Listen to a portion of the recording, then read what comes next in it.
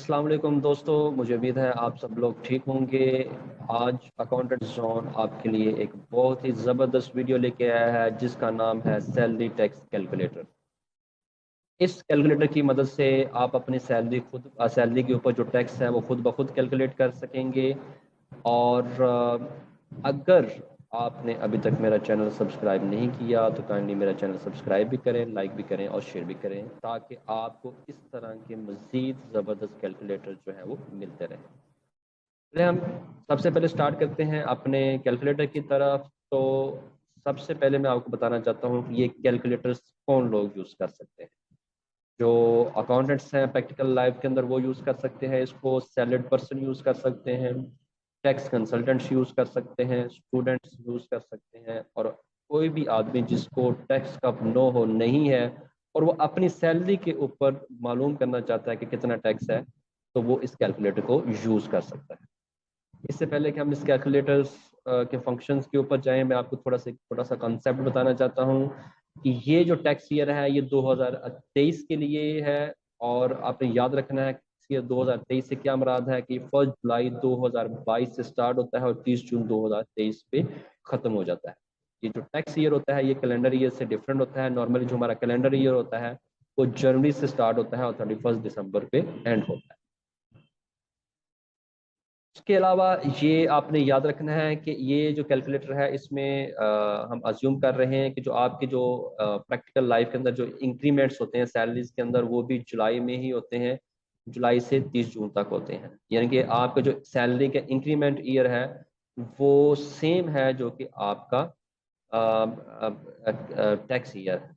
आज केसेस के अंदर जो है वो सैलरी के अंदर जो इंक्रीमेंट्स हैं वो और कैलेंडर ईयर्स के लिहाज से होते हैं, वो भी आगे जाके हम देखते हैं उसको कैसे लेके चलते हैं।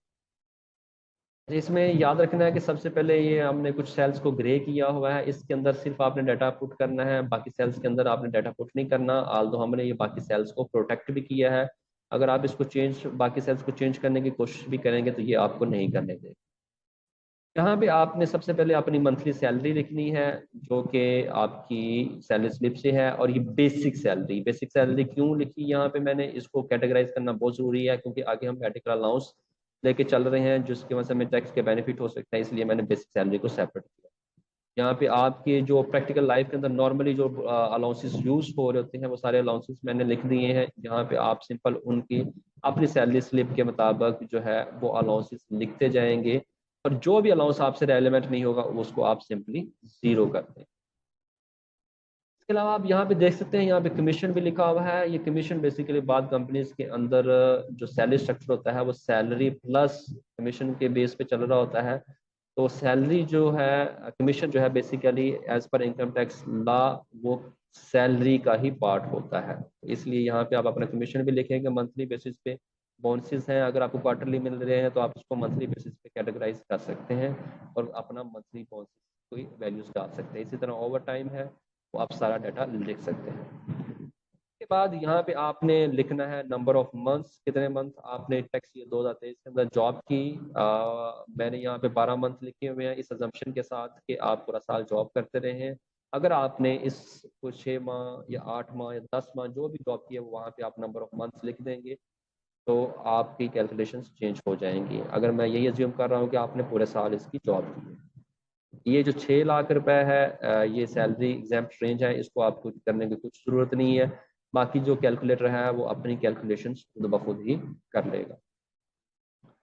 ये देखें यहाँ पे हम टैक्स की कैलकुलेशन जो है वो ऑटोमेटिकली हो गई हैं। अब हम इसको वन बाय वन डिस्कस करते हैं। ये आपको बता रहा है कि टोटल ग्रॉस सैलरी जो है वो पूरे साल की ग्रॉस सैलरी वो 11,28,000 है, और ये हमें यहाँ से भी शो हो रहा है।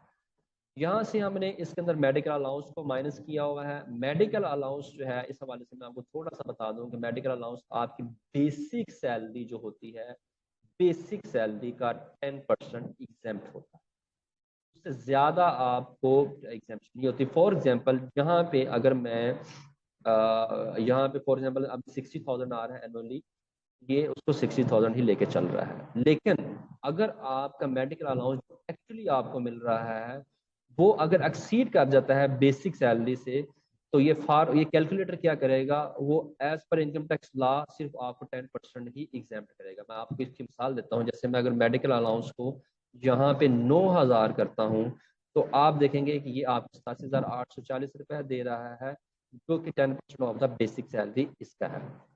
लेकिन अगर आप एक्चुअली देखेंगे तो मेडिकल अलाउंस आपका एनुअली ज्यादा बनता है, लेकिन टैक्स के मुताबिक आपको जो मेडिकल अलाउंस की एग्जेम्पशन है वो 87,840 रुपये है।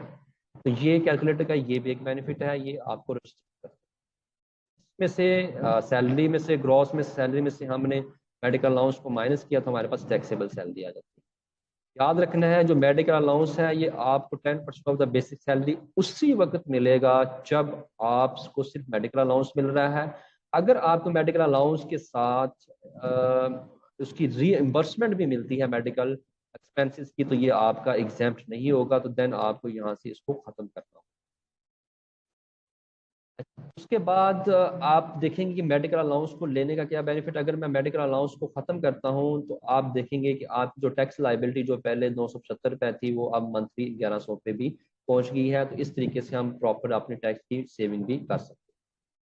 ये जब मैंने डाटा पुट किया तो मुझे बता रहा है कि आप जो टोटल टैक्स बनता है एनुअली वो 11,700 रुपये है, और टोटली टैक्स मंथली बनता है वो 975 रुपये है। ये जो बेसिकली 975 रुपये है, ये बेसिकली जो अकाउंटेंट्स होंगे आपके, वो क्या करेंगे, आपकी जो टोटल मंथली सैलरी होगी ग्रॉस, उसमें से आपका टैक्स विद हेल्ड करके वो आपको पे करते हैं, अगर तो आप सैलरीड पर्सन हैं। अगर आप अकाउंटेंट हैं तो आप क्या करेंगे, ये जो आपकी टोटल मंथली सैलरी है इसमें से टैक्स माइनस करके ये जो सैलरी है नेट, ये आप एम्प्लॉय के अकाउंट के अंदर क्रेडिट करते हैं। तो मुझे उम्मीद है ये आपको कैलकुलेटर पसंद आया होगा। याद रखें ये कैलकुलेटर जो है इस अजम्पशन के साथ है कि आपके सैलरी के इंक्रीमेंट्स जो हो रहे हैं वो टैक्स ईयर के लिहाज से हो रहे हैं। अगर आपके सैलरी के इंक्रीमेंट कैलेंडर ईयर्स के लिहाज से होते हैं, मसलन जनवरी के अंदर आपके इंक्रीमेंट्स होते हैं, तो उसका मतलब ये होगा कि आपकी 6 मंथ सैलरी कुछ और रहेगी और 6 मंथ सैलरी कुछ और रहेगी आफ्टर इंक्रीमेंट्स टैक्स ईयर के लिहाज से। तो उसके लिए ये हमारा दूसरा कैलकुलेटर है जो कि हम इंशाल्लाह नेक्स्ट वीडियो के अंदर डिस्कस करेंगे कि अगर आपकी सैलरी 6 माह कुछ और रही है, 6 मंथ कुछ और रही है टैक्स के लिहाज से, तो फिर टैक्स की कैलकुलेशंस क्या हो। मुझे उम्मीद है कि आपको ये कैलकुलेटर पसंद आया होगा। अगर आप इस कैलकुलेटर को हासिल करना चाहते हैं तो आप नीचे मैंने अपना व्हाट्सएप नंबर भी दिया हुआ है, कमेंट भी आप कर सकते हैं, तो मैं आपको ये फ्री ऑफ कॉस्ट जो है वो कैलकुलेटर प्रोवाइड कर दूंगा। अपना ख्याल रखिएगा, टेक केयर, अल्लाह हाफिज़।